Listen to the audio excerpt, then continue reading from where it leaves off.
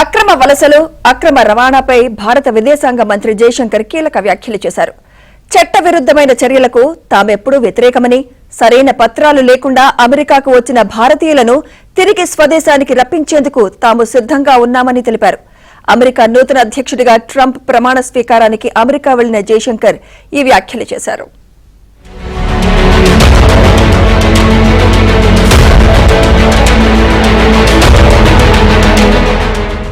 న్యాయపరమైన వలసలకే తాము పూర్తి మద్దతు ఇస్తామని విదేశాంగ మంత్రి జయశంకర్ తెలిపారు. భారతీయుల ప్రతిభ, నైపుణ్యాలకు ప్రపంచ స్థాయిలో గరిష్ట అవకాశాలు దక్కాలని మేం కోరుకుంటున్నామన్నారు.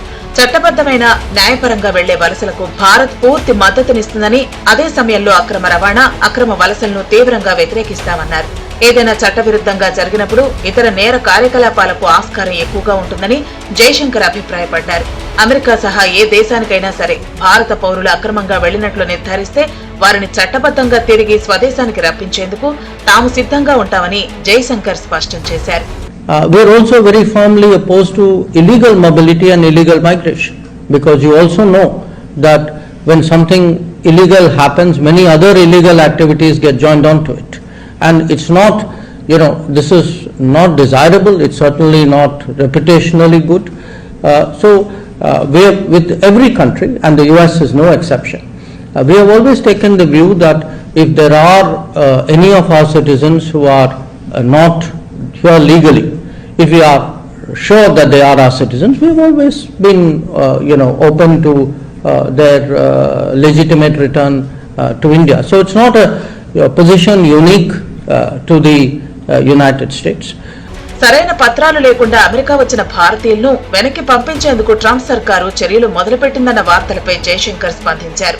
అగ్రరాజ్యం పంపించాలనుకుంటున్న భారతీయుల వివరాలను తమ ప్రభుత్వం పరిశీలిస్తోందన్నారు. ప్రస్తుతానికి ఎంతమంది భారతీయులు వెనక్కి వస్తారనే విషయాన్ని స్పష్టంగా చెప్పలేమన్నారు.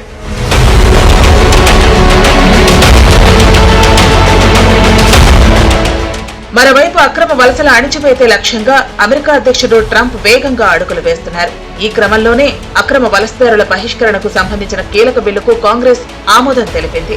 అధ్యక్షుడిగా ట్రంప్ సంతకం చేసే తొలి బిల్లు ఇదే అయ్యే అవకాశం ఉన్నట్లు తెలుస్తోంది.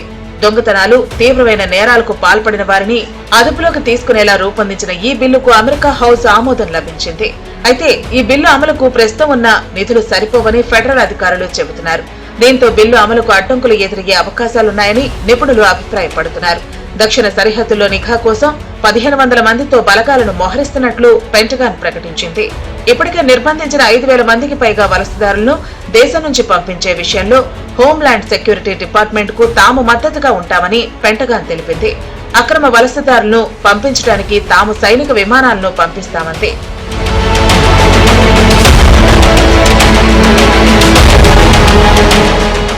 అమెరికాలో వలసలు, అక్రమ రవాణాపై అధ్యక్షుడు ట్రంప్ కీలక నిర్ణయం తీసుకున్న నేపథ్యంలో భారత విదేశాంగ మంత్రి జయశంకర్ చేసిన వ్యాఖ్యలు కీలకంగా మారాయి. అమెరికాతో భారత్ స్నేహం విషయంలో అక్రమ వలసలను కట్టడి చేసేందుకు సిద్ధంగా ఉన్నట్టు ప్రకటించడంతో భారత్ వైఖరిని వెల్లడించినట్టయిందని విశ్లేషకులు అభిప్రాయపడుతున్నారు.